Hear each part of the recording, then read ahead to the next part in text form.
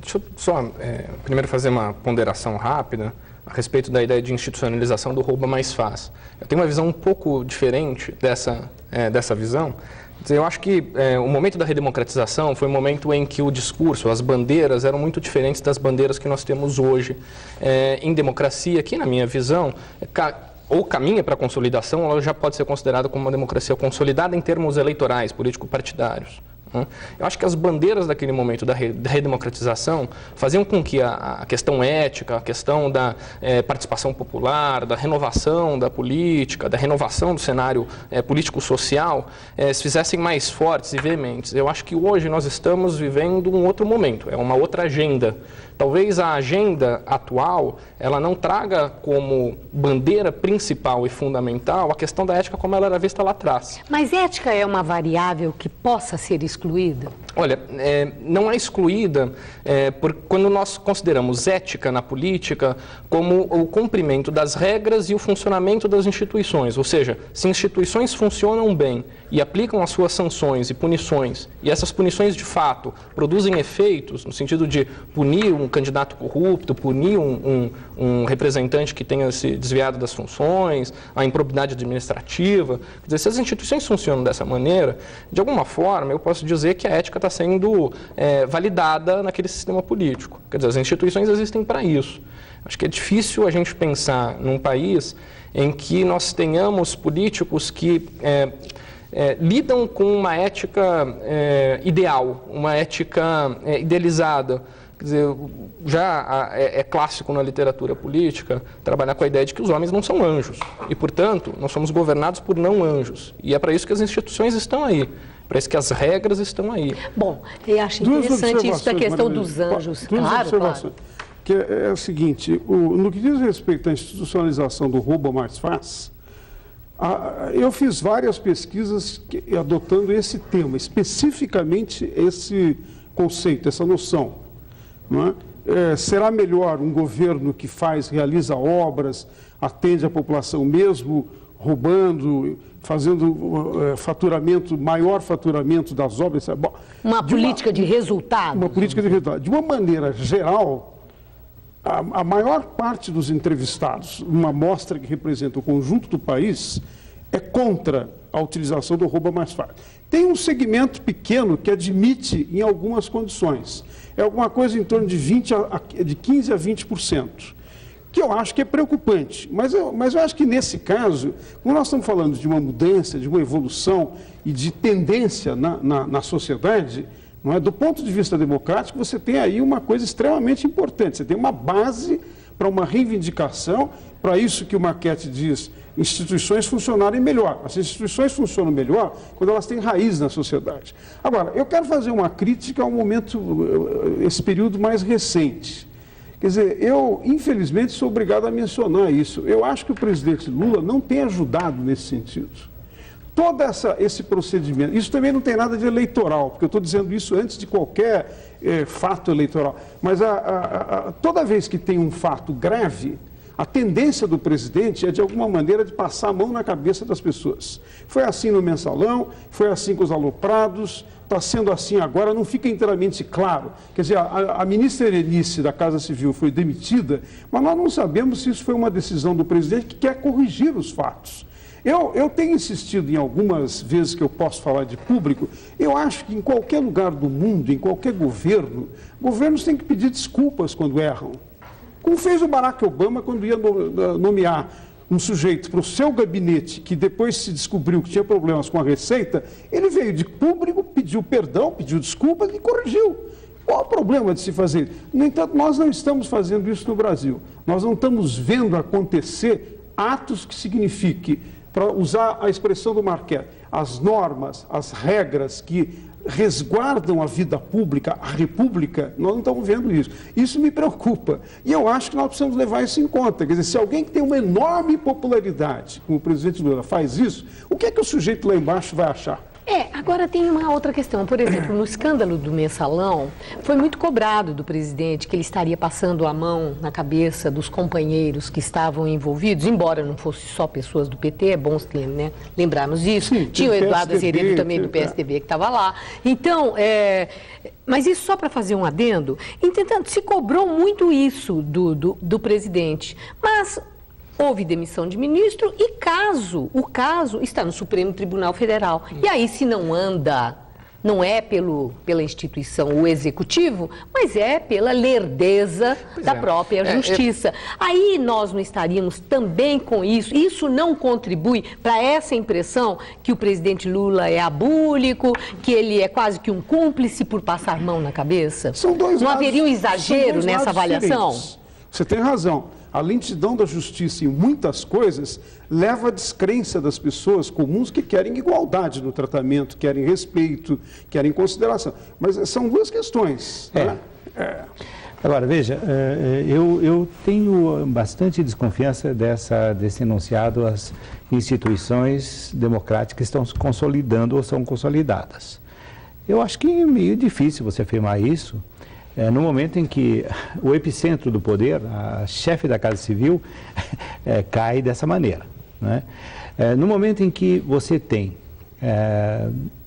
o privilégio de foro para políticos, aceito pelo Supremo Tribunal Federal, aquele que é o guardião da Constituição e que deveria garantir a igualdade e a isonomia de todos os cidadãos. Me desculpem. Né?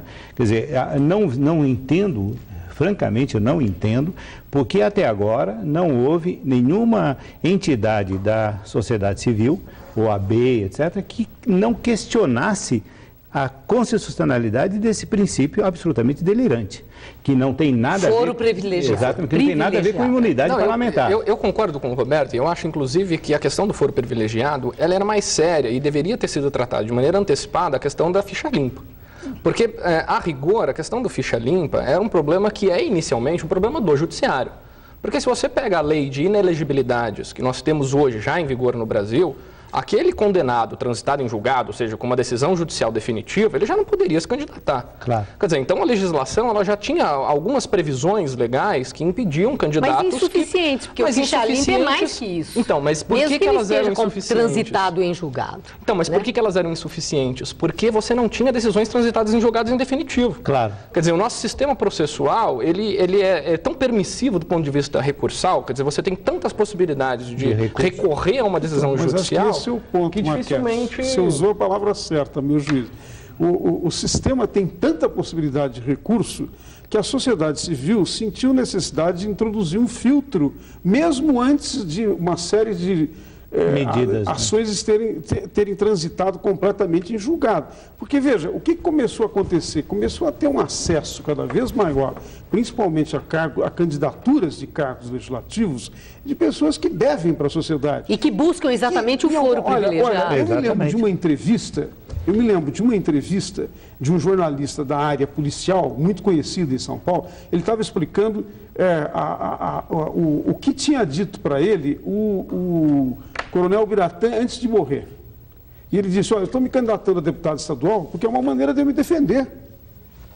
Agora, o que isso significa? Que ao invés da nossa política ser o lugar dos melhores que estão pensando em função do interesse público, ela constituiu nichos para as pessoas se defenderem. Então, o ficha limpa, eu concordo com você que realmente o foro privilegiado precisa ser atacado, precisa ter um foco sobre ele para nós resolvermos isso, porque não faz o menor sentido esse desequilíbrio entre as pessoas na sociedade. Alguns têm o privilégio, outros não têm. Pelo fato de exercer um cargo público não é uma boa justificação, ao contrário.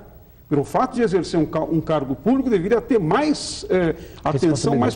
Mas o que eu quero dizer é que a ficha limpa fez esse grande passo, que foi de introduzir novos filtros e alertar a sociedade. Avançou. Nós temos que estar alertas para isso. É isso um pouco que a ficha limpa está dizendo. Né? Eu concordo com isso e, quer dizer, nós temos exemplos hoje que mostram claramente os efeitos positivos da lei de ficha limpa. Né? Quer dizer, a gente tem visto aí alguns episódios pontuais no Brasil que mostram que, de fato, ela veio para trazer algo positivo para a competição política eleitoral.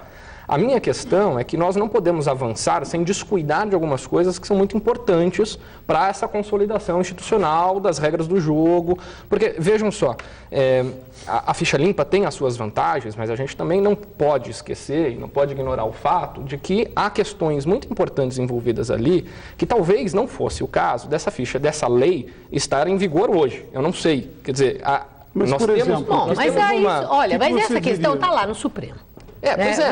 Vamos ir. Assim, essa é uma questão que quem vai decidir se pode valer para essa eleição ou não pode e tal, é lá. Eu não queria me deter muito nos meandros do Ficha Limpa, porque esse vale outro programa, mas eu queria voltar aqui para a questão da ética, né, da compreensão que a sociedade tem sobre essa expressão ética, se a sociedade identifica valores que traduzam essa expressão, tanto os valores positivos como valores negativos, se a sociedade enxerga isso e cobra isso daqueles que os representam. Maria Lília, veja, o Moisés faz um conjunto de pesquisas e nota que as pessoas recusam o edando que se recebe.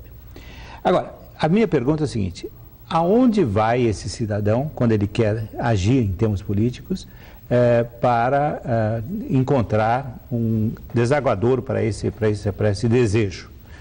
Ele vai a um partido político. O partido político tem donos. Ele é um conjunto de propriedades, né, de oligarcas. O Michel já tinha previsto isso no começo do século XX. Conjunto de oligarcas que são muito próximos dos nossos times de futebol. São os cartolas da política. Né? É verdade. E eles... Só que eles são chamados caciques. Caciques.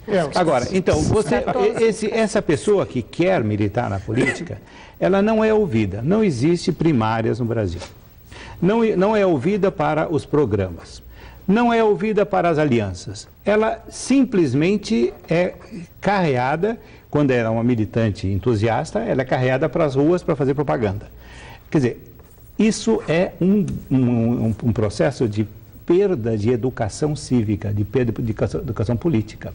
Então, a tal da reforma política, no meu entender, né, tinha que ter como um pressuposto fundamental, né, a democratização dos partidos políticos. Não pode, por exemplo, ficar um dirigente de um partido político mais de 4 anos. Por quê? Porque mais de 4 anos ele fica dono do partido, ele fica dono dos recursos, do fundo partidário, ele fica dono das alianças, ele fica dono de tudo. Né? Há países que você pode concorrer, inclusive, sem filiação partidária. Exatamente. Agora, mas esse sistema de ouvir o militante de base, obrigatoriamente, né? Veja, é um exemplo um pouco estranho, mas segundo a oligarquia do Partido Democrata, quem seria eleita seria Hillary Clinton, e não foi.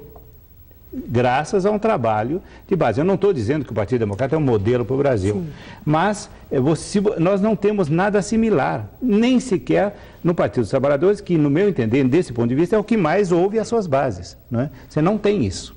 Né? Então, me parece uma coisa séria. Houve um período, uma experiência em que eu via... Que havia, exatamente. Eu acho que isso é um mérito da origem do PT de uma certa fase.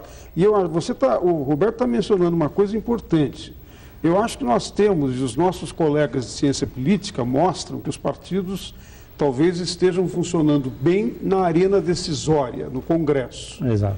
Mas a chamada arena eleitoral, que diz respeito, para traduzir, diz respeito à sociedade, eles funcionam mal porque eles não têm raiz na sociedade. E o Roberto está lembrando uma coisa importante. Nós vamos ter que enfrentar uma reforma política que seja capaz de aperfeiçoar o funcionamento dos partidos. Eu não vou dizer que nós precisamos mudar tudo, a menos que haja alguma hipótese por aí, que se diz que há, de juntar muitas forças e criar um grande partido hegemônico que teria tanta força que seria quase que o PRI do México. Eu gostaria de excluir essa hipótese por hora, porque ela não está colocada publicamente. Mas como ela não está colocada publicamente, vale a pena pensar e tomar as medidas para melhorar o sistema. E nesse sentido, melhorar o sistema significa se ligar às pessoas, se ligar à sociedade. Veja bem, nós somos professores na universidade. Os estudantes mais jovens na universidade não têm a menor ideia do que está acontecendo e não existe nenhuma proposta que chegue até eles propondo projetos, debate, discussão, pesquisa. E qual é a responsabilidade do marketing político nesse cenário? O marketing eleitoral relegou a ética a um segundo plano? Os candidatos são transformados simplesmente em produtos que, né, se apresentam para serem reconhecidos como palatáveis, vamos dizer, como aqueles que serão a realização. Nós podemos cobrar do marketing eleitoral isso? Eu acho